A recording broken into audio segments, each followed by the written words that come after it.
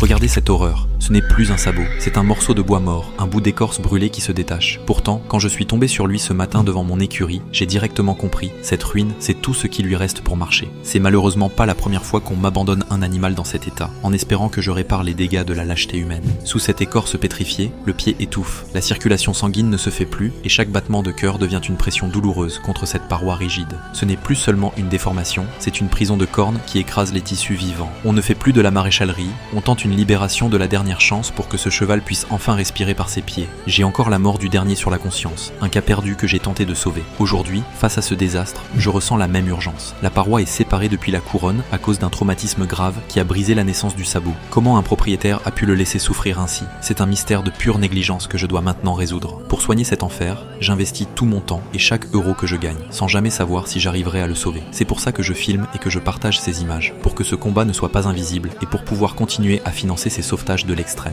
Voyez cette instabilité, chaque millimètre est une bataille. Je vais me battre pour que cette jument retrouve sa dignité. Partage cette vidéo pour rappeler qu'on ne dépose pas un cheval comme un objet jetable sur un trottoir. On l'assume dans la gloire comme dans la souffrance.